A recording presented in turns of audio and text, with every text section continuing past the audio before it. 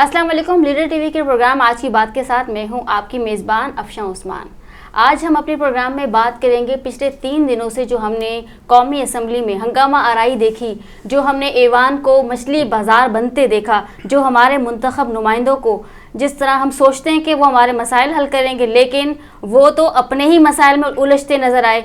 तो इस सारे मामलों पर बात करने के लिए और बाकी मामलों पर भी बात करने के लिए हमने अपने स्टूडियो में इनवाइट किया है सिंध के और मुल्क के मशहूर नामवर दानिश्वर नसीर मेमन को, जो कई किताबों के मुसन्निफ भी हैं।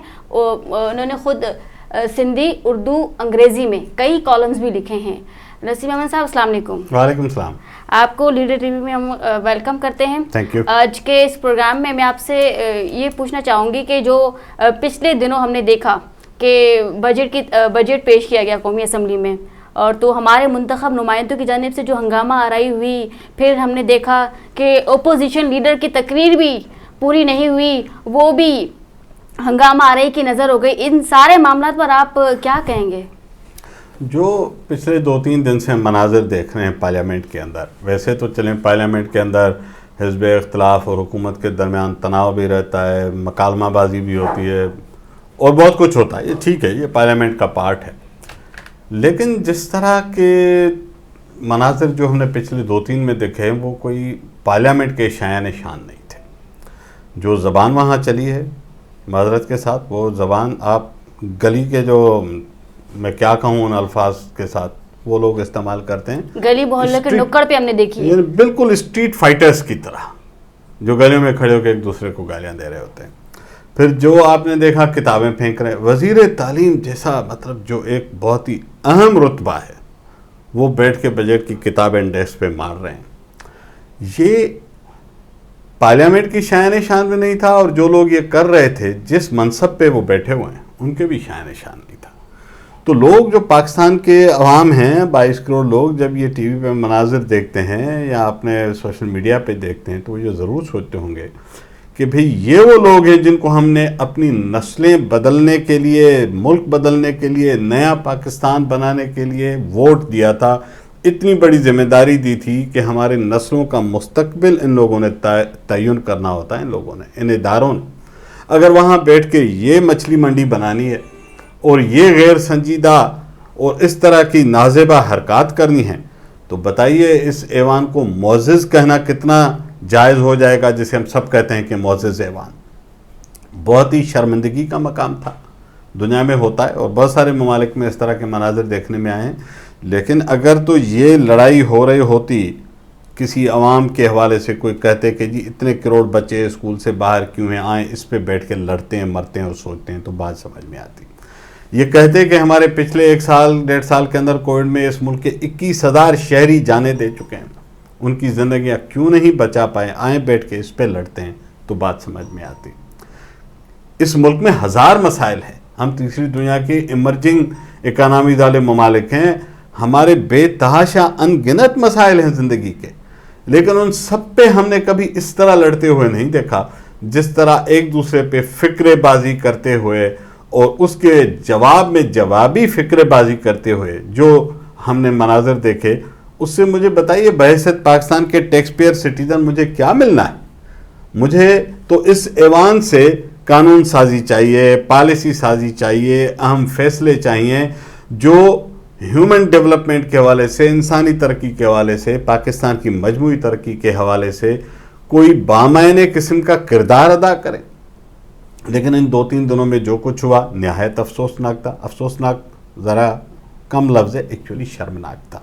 स्पीकर साहब ने कुल 7 लोगों पे कुछ पाबंदी लगाई है, वो ज़्यादा देर नहीं चलेगी ज़ाहिर है, लेकिन मेरा ख्याल है कि ये हुकूमत और हिज़्ब इख्तिलाफ, ये दोनों की जिम्मेदारी है कि इस ऐवान का कोई तो ऐसा कोड ऑफ कंडक्ट बनाए, कोई तो ज़ाब्ता अखलाक इन लोगों के पास हो कि किस चीज़ पे लड़ना है, कैसे लड़ना है, बात कैसे करनी है, मुखालफत करनी है तो कैसे करनी है, हिमायत करनी है तो कैसे करनी है। बजट पे बात हो रही थी, जो सबसे अहम चीज़ है कि ये इजलास बजट पे है, पूरे अगले साल की प्लानिंग है इस बजट बुक्स के अंदर। कितने लोगों ने बजट बुक्स पढ़ के खोल के पढ़े होंगे, मुझे बताइए आप। कितने लोगों ने कहा कि जी फलां 7 नंबर पेज पे ये जो बजट का रेफरेंस है, मुझे इस पे सवाल है, ये गलत है या ये ठीक नहीं है। کوئی کہے کہ جی جو آپ نے ٹیکسز کی یہ رکھی ہے قطار اس میں مجھے فلاں ٹیکس پہ اعتراض ہے، کوئی کہے کہ جی جو یہ آپ نے اسکیمز رکھی ہیں اس کی الوکیشن پہ مجھے یہ سوال ہے.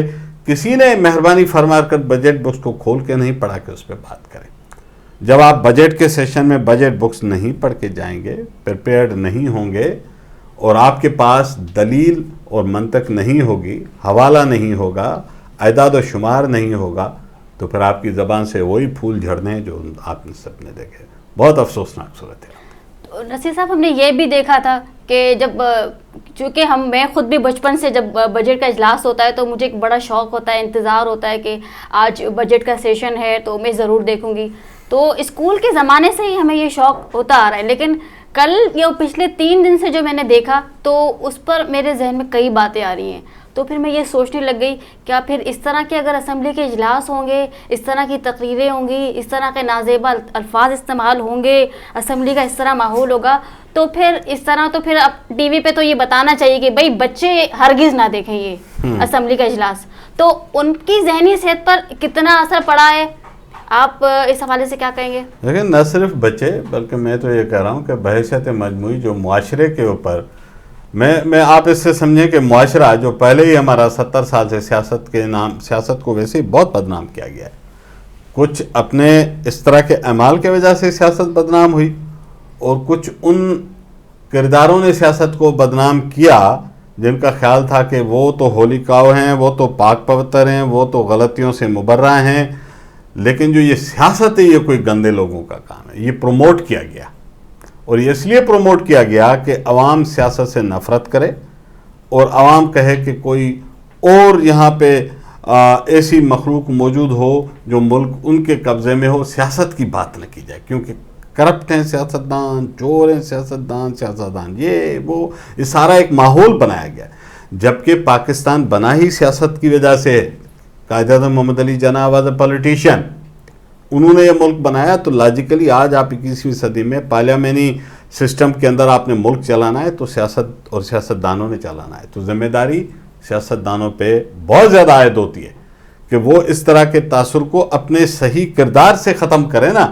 آپ دعوے کرتے رہیں اور اسمبلی میں کھڑے ہو کے اس طرح کی زبانیں استعمال کریں گے تو وہ لوگ جو بحیثیت مدنی معاشرہ گھر کے افراد، بالکل اگر آپ نے ننگی زن دختر گالیاں دینی ہوں، اور ایک صاحب نے جو گالیاں دینے والوں میں سے تھے ان سے جب کہا گیا کہ آپ نے اسی زبان کیوں استعمال کی تو انہوں نے کہا کہ یہ تو ہمارا کلچر ہے. ہاں انہوں نے کہا یہ تو ہمارا کلچر ہے. تو کلچر ہے، یعنی مجھے یہ سمجھ میں نہیں آتا کہ ان چیزوں کو بھی ہم کلچر کہیں گے. اچھا فار وائر ہم مان لیں کہ چلے ہیومن سوسائٹی کے کلچر میں اچھائیاں برائیاں دونوں ہوتی ہیں، تو آپ کے کلچر میں 1000 اچھی چیزیں، کبھی ان کے لیے آپ نے یوں کھڑے ہو کے آواز بلند کی اور اس کے لیے دعویٰ کرتے.